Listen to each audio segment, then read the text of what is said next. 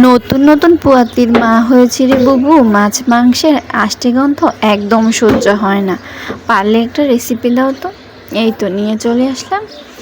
মাছ মাংসের যাতে আষ্টে গন্ধ না আসে সেই জন্য দেখো, কিছু পেঁয়াজ কুচি, রসুনের খোসা ছাড়িয়ে, কাঁচামরিচ হাফ কোষ পরিমাণ হাত কোষ করে পানি নিয়ে আমি এটাকে সেদ্ধ বসিয়ে দেব। সাথে মাছ ভাজতে দিয়ে দিলাম।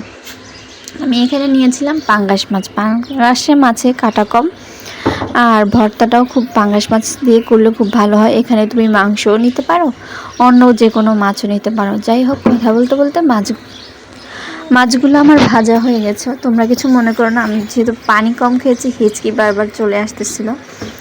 তারপরে এখানে দেখো, আমি পেঁয়াজ রসুন সেদ্ধ বসিয়ে মাছ ভাজতে ভাজতে কড়াইটা ফুরিয়ে ফেললাম। বাবা তাড়াতাড়ি আগে কড়াইটাকে লুকিয়ে ফেলি, শাশুড়ি মা দেখার আগে। খটখট আবার শুরু করে দেবে আমার সাথে, যে রেসিপি দেখাতে দেখাতে কড়াইটাকে জ্বালিয়ে ফেললে। যাই হোক, আমি পেঁয়াজ রসুনগুলি হালকা বাদামি করে ভেজে নিয়েছি। মাছ ভাজা হয়ে গেছে, কাটা ছাড়িয়ে নিলাম। এখানে ধনেপাতা কুচি নিয়েছিলাম। ধনেপাতাতে মাছের আষ্টে গন্ধটা দূর করে ফেললে। দেখো, এখানে গরম পেঁয়াজ রসুন মাছ ভাজা সবই গরম গরম ছিল, হাতটা তো আবার পুড়ে যাবে।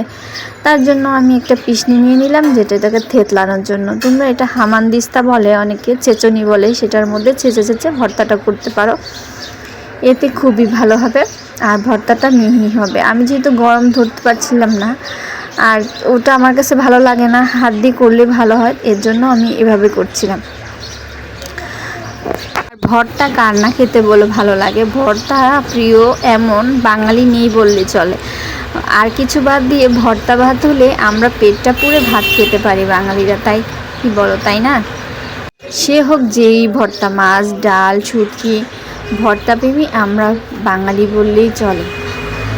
একটা ভাইয়া কমেন্ট করেছিল, আপু একটা ভর্তার রেসিপি দিও তো।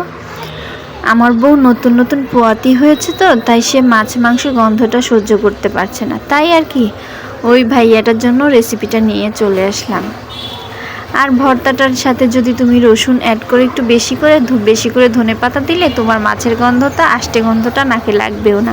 এটা তুমি মাংস দিয়েও করে খেতে পারো, যেমন পোলট্রি ফার্মের মুরগি, যে কোনো মুরগির মাংস, তাছাড়া গরুর গোস্ত সিদ্ধ করে কষিয়ে একটু ভাজা ভাজা করে নেবে।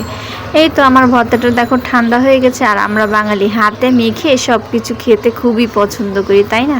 তাই আমি পিসনিটা ছেড়ে হাত দিয়ে মাখিয়ে নিতে বসে পড়লাম। এখন এটাকে ভালো করে হাত দিয়ে মেখে ঝুঁকে কষলে কষলে, যাতে এটার ভিতরে মাছের আঁশগুলি সব ভেঙে গুঁড়িয়ে যেত, মরিচ পেঁয়াজের ঝালটা মাছের গায়ে গায়ে লেগে যায়, তেলে মশলায় সব যেন একাকার হয়ে যায়, এতেই না ভর্তার স্বাদ ভাসবে। ভর্তা বানাতে গেলে যদি নুন ঝাল পরিমাণটা যদি একটু বেশি হয়, তখন ভর্তাটার স্বাদ খুবই বেড়ে যায়।